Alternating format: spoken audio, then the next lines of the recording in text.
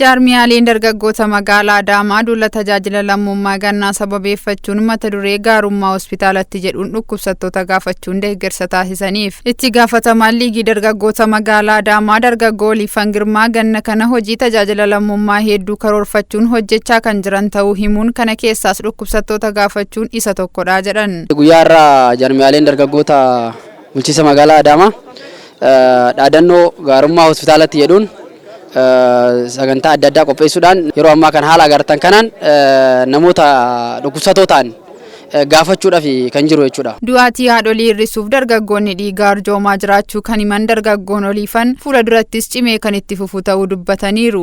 Namoota dhukkubsatanii as keessatti hanqina adda addaatiin haadholii garaagaraa namoota balaa adda addaatiin dhiiga dhabuudhaan du'an kanaaf arjooma dhiigaa taasisuudhaaf jira. Dargaggeessi magaalaa Adaamaa amma sagantaa kana qofaa miti haadholii keenya kanaan dura ofii isaaniitti otoo hin baratin nu barsiisaniif ni barsiisna jechuudhaan amma sagantaa garaagaraa hojii tajaajila lammummaatiin hojjechuuf deema. Guyyaa har'aa kana yoo xinnaate sagantaa gara 6-7tti qabamee jira. Duulli qulqullinaa jira, arjoomni dhiigaa jira.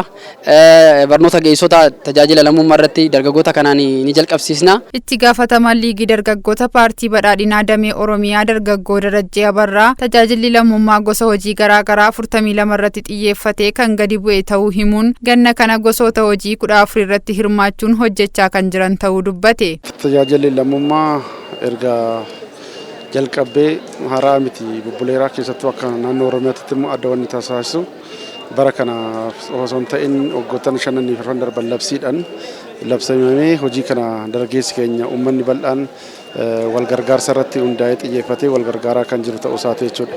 Egaa guyyaa bara kanas akka mootummaa naannoo Oromiyaattis akka paartiidhaanittis akka dargaggoota Oromoottis keessattuu immoo liigiin dargaggootaa qaamolee kaan wajjin ta'uudhaanii gosa hojiiwwan adda addaa 41 fi karaa adda ta'een immoo akka paartiitti immoo kallattii kennameen gosa hojii 14tiin hojiin dargaggeessi yuunivarsiitii adda addaatirraa bahanii hojii tajaajila lammummaatiin hojii humna isaaniitiin beekumsaaf dandeettii isaaniitiin hojjechuudhaan hawaasa isaanii tajaajiluu akka qaban bara kana labsanii gadi deemne. Jaarmiyaaleen dargaggootaa hojii tajaajila lammummaa kana irratti argaman yaada eebesiif kennaniin hojiin kun duudhaa wal gargaarsaa waan ta'eef humna qabaniin tajaajila lammummaa irratti hirmaachuuf duubatti kan hin deebine ta'uu himan. Maqaan kiyya Maammaa Goobeen jedhama.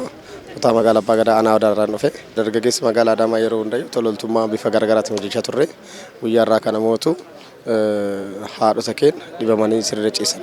Hunduma isaanii gaafannee jajjabeessine cina jenneetiin guyyaa irraa karoorfannee dhufne jechaadha. Xumura irrattis namoonni deeggarsi isaaniif taasifame kun qaamolee isaan deeggaran kana galateeffataniiru.